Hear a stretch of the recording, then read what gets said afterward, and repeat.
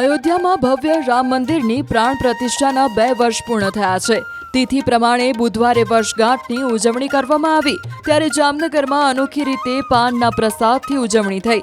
શહેરની ઓસવાડ હોસ્પિટલ નજીક ભક્તો દ્વારા જામનગરના મસાલાવાળા પ્રખ્યાત 12,212 મીઠા પાન ઉપરાંત ચા, પાણી અને નાસ્તાની પ્રસાદી રૂપે વહેંચણી કરાઈ।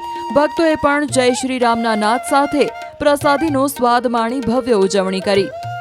हाल जे भाविको छे तेमने चा, पान अने नास्तानी विनामूल्य व्यवस्था करवामां आवी छे। जे प्रकारे लोको छे एमनी साथे ज वात करीशुं। શું કહેશો, કેવી ઉજવણી?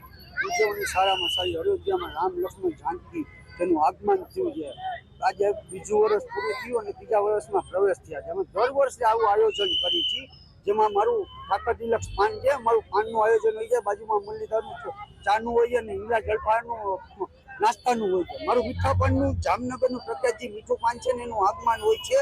એ જ રીતે અમે બધાને સેવા આપી છીએ।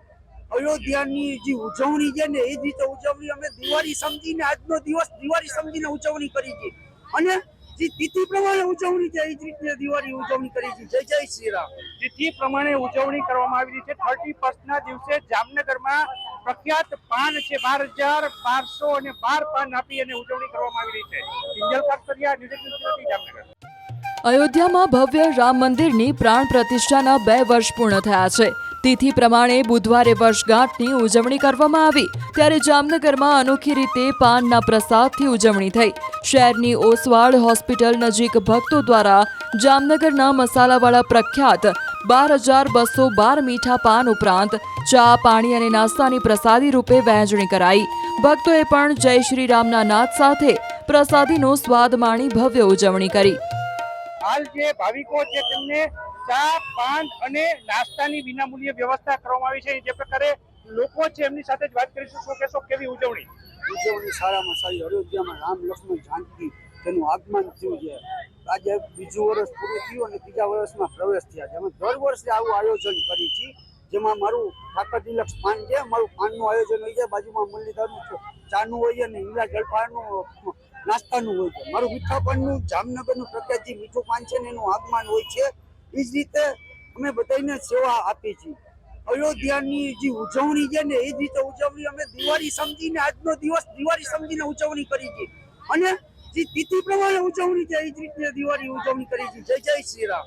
તિથિ પ્રમાણે ઉજવણી કરવામાં આવી રહી છે। 31 ના દિવસે જામનગરમાં પ્રખ્યાત પાન છે 12,212 પાન આપી અને ઉજવણી કરવામાં આવી રહી છે। કિંજલ કાકરિયા, ન્યૂઝ 18 જામનગર। અયોધ્યામાં ભવ્ય રામ મંદિરની પ્રાણ પ્રતિષ્ઠાના 2 વર્ષ પૂર્ણ થયા છે। તિથિ પ્રમાણે બુધવારે વર્ષગાંઠની ઉજવણી કરવામાં આવી, ત્યારે જામનગરમાં અનોખી રીતે પાનના પ્રસાદથી ઉજવણી થઈ।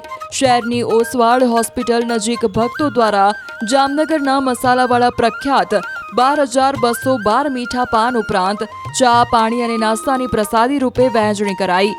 ભક્તોએ પણ જય શ્રી રામના નાદ સાથે પ્રસાદીનો સ્વાદ માણી ભવ્ય ઉજવણી કરી।